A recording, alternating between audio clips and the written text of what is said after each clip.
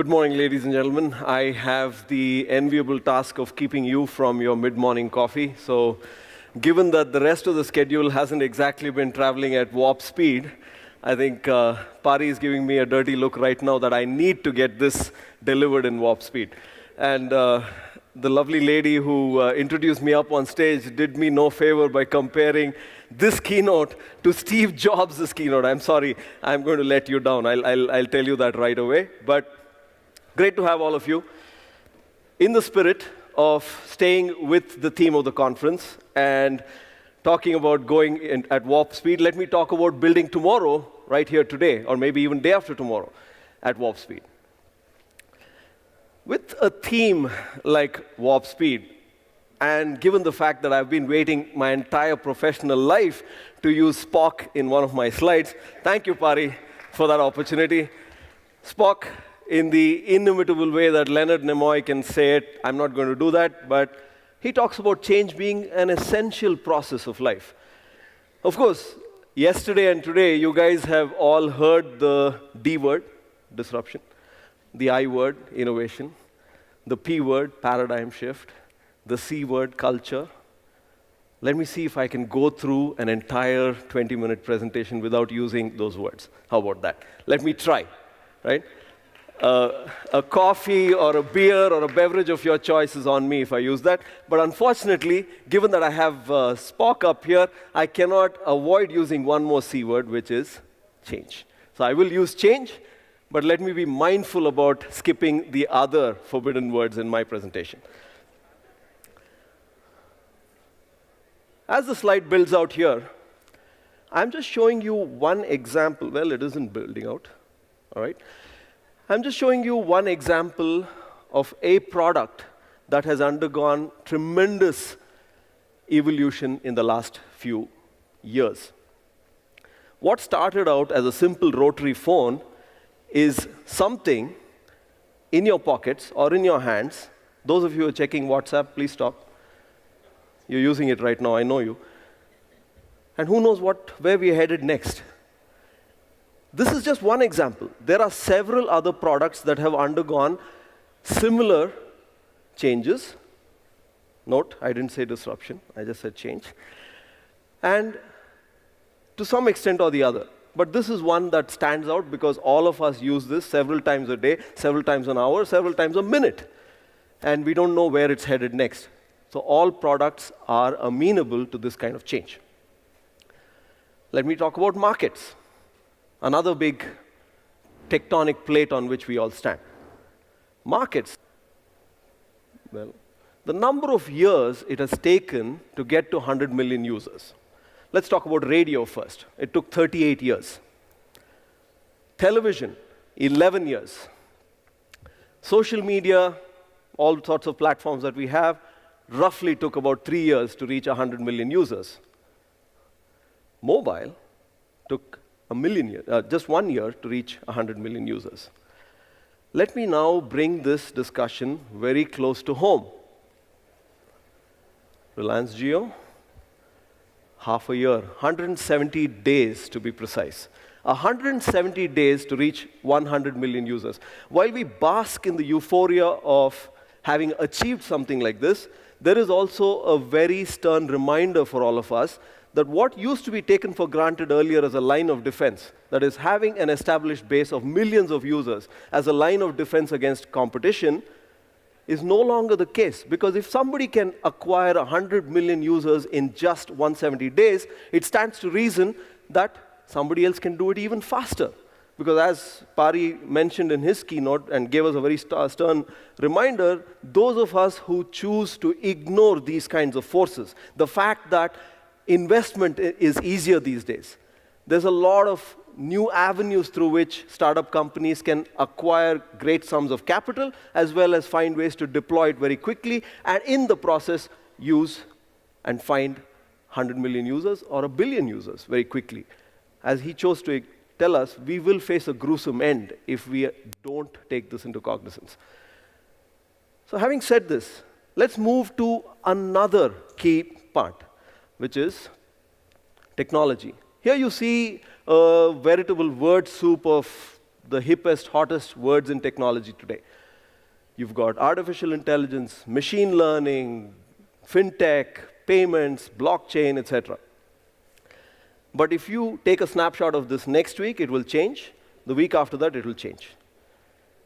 Java yesterday, Node.js today, possibly React tomorrow, big data today, AI, ML tomorrow, who knows? The thing keeps changing. So the point is, products, markets, technology, these are big tectonic plates on which we all stand, but thanks to the forces in play today, all of them are moving around and causing huge tremors and earthquakes no matter how prepared we are. So what do we do next? How do we build a future-ready system? How do we predict the future? So as a pioneer in the field of object-oriented programming, Alan Kay liked to put it, the best way to predict the future is to invent it. Sounds like something Steve Jobs would have liked to say if Alan Kay hadn't beaten him to it. So let me talk a little bit about inventing a future-ready system. How do we invent a future-ready system? We tend to focus extraordinarily much, disproportionately so, on what is going to change. We cower in fear, thinking about what change is hitting us next. But if you notice, the most successful companies obsess over what isn't going to change. So focus on what isn't going to change. There are certain fundamental things that are not going to change, whether it is 1 year from now or 10 years from now. For example, people are always likely to want cheaper products. I don't think there's going to be a time 10 years from now where people come and say, hey, you know what? I love the fact that you're giving me really, really inexpensive products, but I wish I could pay a little more for them. I don't think that's going to happen. There's something you need to obsess over. How do you produce something, provide it at quality, at speed, at the lowest cost possible? So there are things, there are aspects that don't change. So let me talk about a few of those aspects. Any future-ready system, let me walk you from the bottom of the slide up, has to aim for channel ubiquity. Web, mobile, offline, in-store, and maybe a whole host of new methods of interacting that are coming up. For example, the home devices, like Amazon's Echo or the Apple HomePod. There are new ways in which we are going to find ourselves interacting with the world around us, transacting with the world around us. We need to be ready to offer products that span the entire breadth and are ready for whatever is going to come up next. There was a time when people said it's a mobile-first strategy. We've seen that. We've seen several companies saying, hey, you know what, I'm going to shut down my website. I'm just going to offer my service on a mobile phone. Well, a lot of them have tucked their tail behind their you-know-whats and have gone back to offering a desktop solution as well, because we have to be cognizant that our customers are going to be using these solutions across a whole host of channels. When it comes to security, establishing your identity, authenticating yourself to be able to do what you want to do, these are aspects that are going to be standing the test of time. Security is important. So no matter what you're attempting to do, having a seamless way to identify yourself and authenticate yourself, leveraging technologies that are coming to us, facial recognition, biometrics, etc., building that into your product, super important.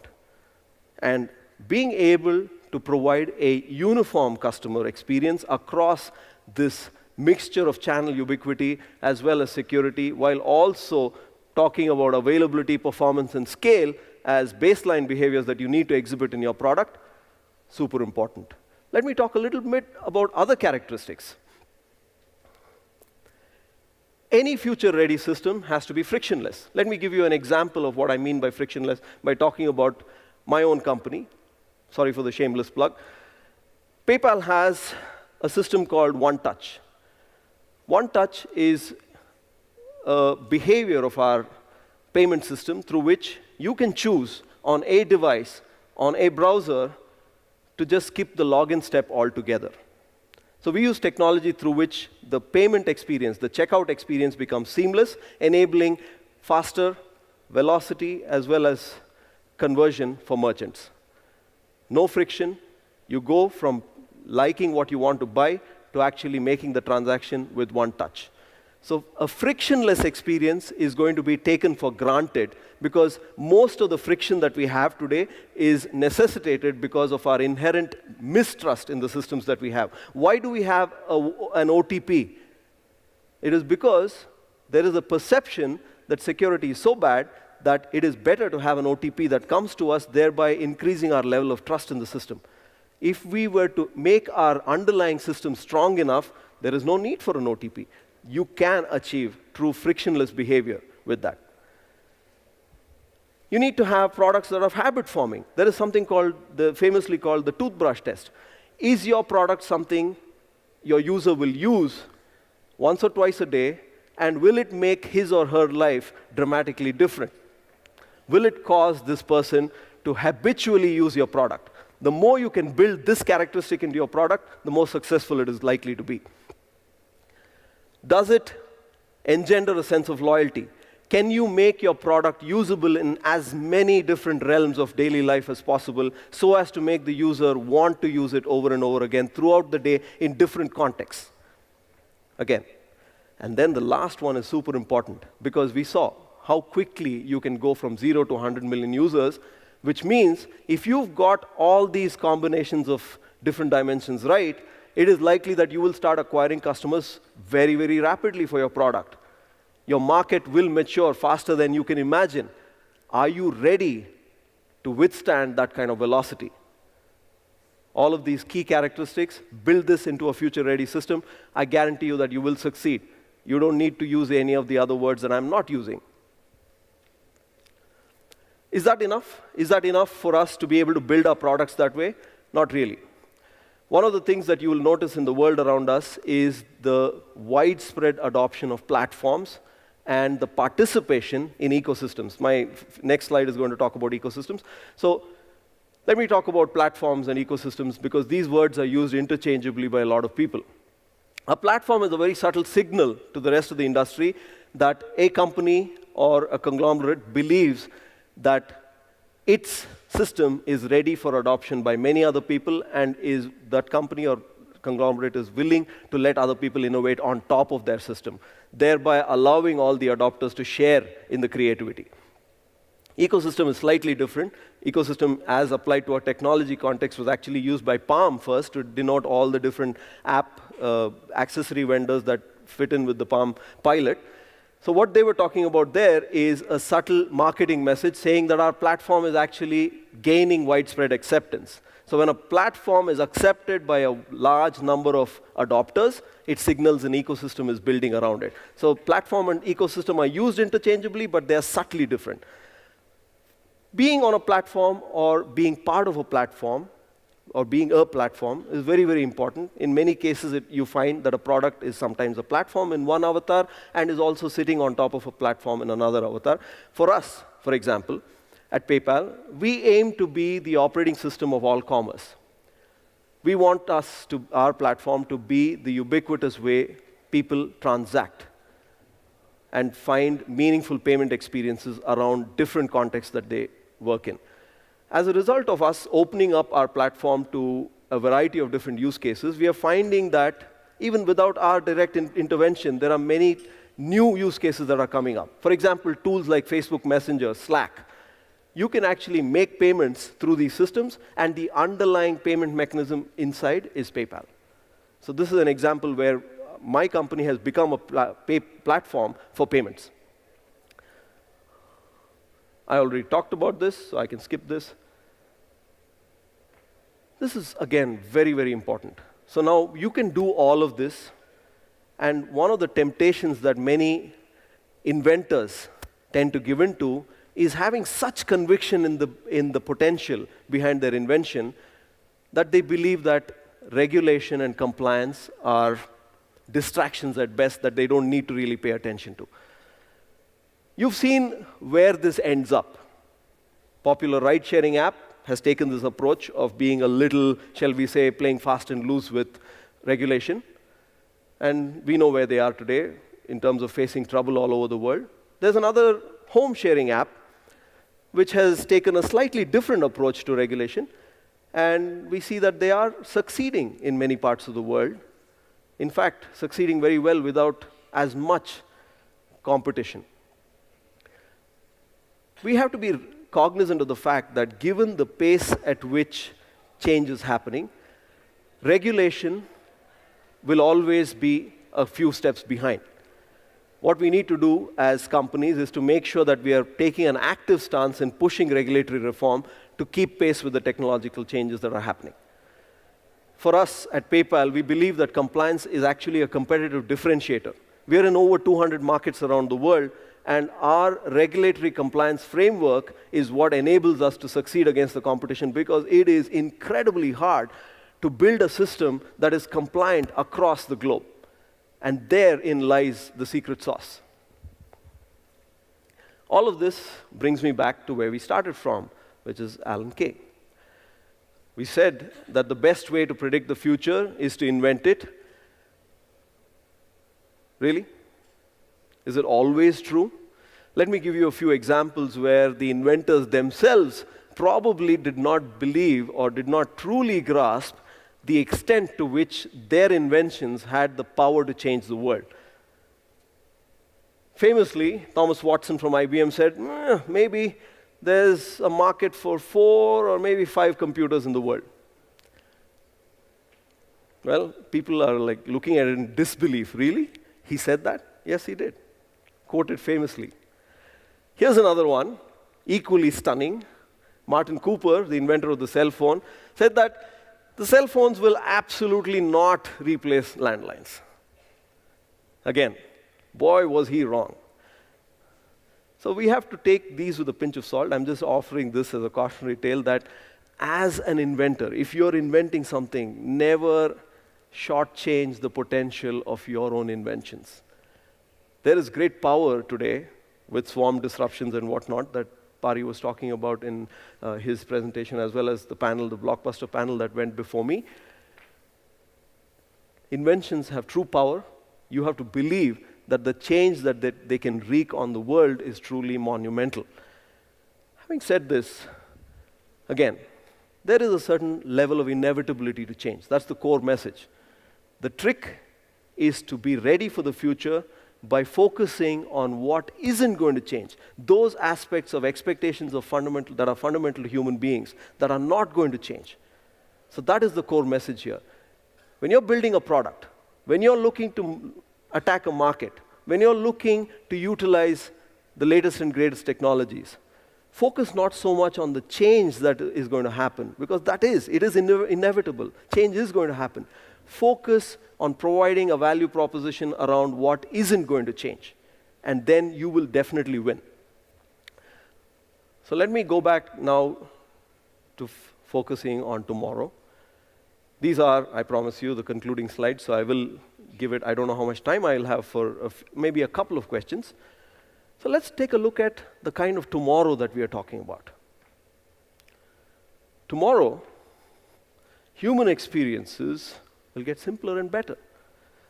With technology truly getting adopted in every sphere of human life. Let me talk about the D word now, a different D word that was unleashed on the country on November 8th. Anybody? Demonetization, there you go. If you play that sequence out, eventually what is going to happen is not just are we going to be a less cash society, we are going to be a cashless society. If you have electronic means of paying become ubiquitous around, just think of one fundamental aspect of life in our country today that we cannot escape, that we can completely escape: corruption. If that one fundamental experience can be taken out, because all transactions become inherently auditable and traceable.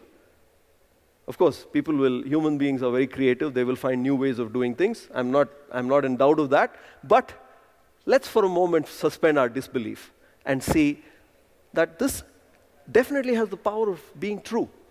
Human experiences will get better and better. Not just that. Tomorrow, with all the changes that we are making in productivity, in efficiency, in eliminating needless waste, in freeing up people's time, something that people don't have much of today. We have the power to do that. We have the power to take away what is mundane and replace it with what is truly sublime. We can get deeper and stronger. Yes, we can. I use that word very deliberately. I didn't say we will make relationships get better and stronger. I said we can, because technology can only help that far. How many of you, quick show of hands, like the fact that WhatsApp has that blue tick to denote when you've read the message? Very few hands. Well, this is a lot more people. So those of you who raised your hands and said you like it, you differ from me starkly. I hate it, because I don't like the pressure of somebody saying, hey, I sent you that message 2 hours ago. And I like the freedom to say, I haven't seen that message yet. And I hate it that they can tell you, oh, no, I'm sorry, I've seen the blue tick, you've already seen that message. So we are using technology, in my opinion, to ruin our relationships. Let's use it to make it better and stronger. We can, if we choose to. It's not something we can take for granted that we will, but we have the power to, because time, which is of essence to any deep relationship, is something that we can get thanks to technology. And then life itself. Healthier and happier. Beautiful terms. 2 of the best H words that I can think of. We have access to technology that tracks our every single heartbeat throughout the day. We've got access to technology that can sequence our gene and tell us what kinds of illnesses we are likely to suffer from. We have access to technology that can look at all the different indicators that are there in our body and predict what might hit us in the future. This used to be the exclusive preserve of the wealthy before. If you had access to the kind of healthcare that it takes to be giving you that kind of advice, you could potentially, God willing, lead a healthy and happy, long life. But with technology, this need not be the exclusive preserve of the wealthy. You can have this available to all human beings. This is the promise of the tomorrow that we are going to build. So let me close by going back. Well, I think I lost my, okay. Let me close by going back to Star Trek. So I contend that today we have the power to boldly go where no man has gone before and create the kind of tomorrow that I was talking about. Ladies and gentlemen, it's been a pleasure and a privilege. Thanks to Zinnov, as always, for putting up a great show.